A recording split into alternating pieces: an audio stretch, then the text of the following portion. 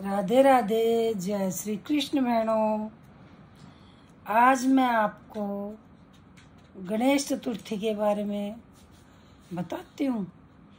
भाद्र मास की जो गणेश चतुर्थी होती है, उस दिन पार्वती जी ने अपने महल से गणेश जी बनाकर उनमें प्राण प्रतिष्ठा करी थी।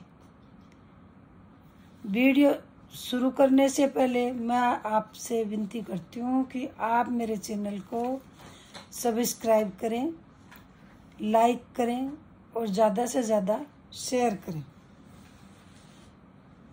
भाद्र मास के शुक्ल पक्ष की चतुर्थी गणेश चतुर्थी के नाम से प्रसिद्ध है। इस दिन प्रातःकाल स्नान आदि से निवृत्त होकर सोना, तांबा, चांदी, मिट्टी या गोबर से गणेश जी की मूर्ति बनाकर उसकी पूजा करनी चाहिए। पूजन के समय 21 मोदक का भोग लगाते हैं तथा 21 ही दूब के अंकुरित चढ़ाते हैं। जब इनको चढ़ाते हैं तो ये गणेश जी के 10 नाम लेते हुए चढ़ाते हैं। 1 कतापी, 2 गौरी सुमन, 3 अघनाशक, 4 एक दंत, 5 ईश पुत्र, 6 सर्व सिद्धिप्रद, 7 विनायक, 8 कुमार गुरु, 9 इव वक्त्राय और 10वां मूषक वाहन संत। 1 नाम लेते जाते हैं, 2 लड्डू चढ़ाते रहते हैं। इस तरह 21 लड्डू और 21 ही दूब के तार चढ़ाते हैं।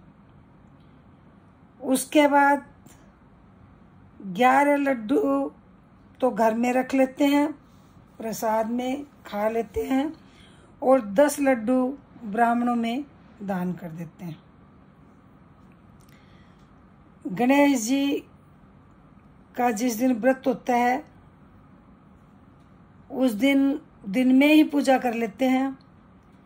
सूरज को ही अर्घ दे के खाना खा लेते हैं, चंद्रमा नहीं देखते।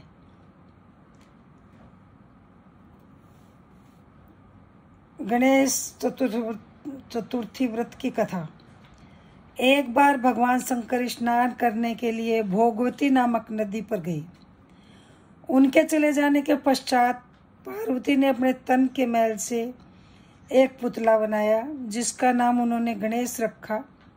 गणेश को द्वार पर एक मुद्गल देकर बैठाया कि जब तक मैं स्नान करूं किसी पुरुष को अंदर मत आने देना।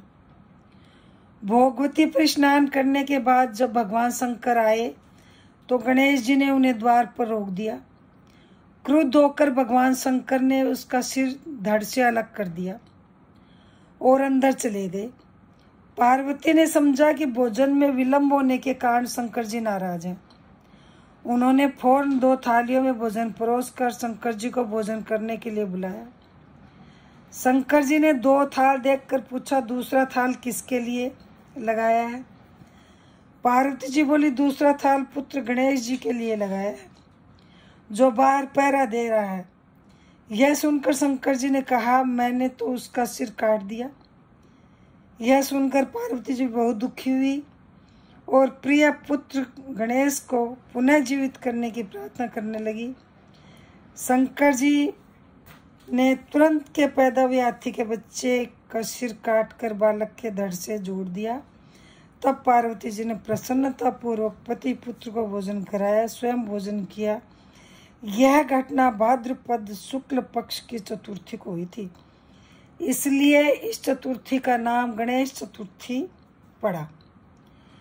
इस दिन व्रत करने वाले चंद्रमा को नहीं देखते। चंद्रमा को देखने से कलंक लगता है, चोरी का या कोई भी कलंक लगता है। ये भगवान कृष्ण ने ये चंद्रमा देखा था तो उनके भी कलंक लगा था। इसकी कथा मैं आगे बताती हूँ।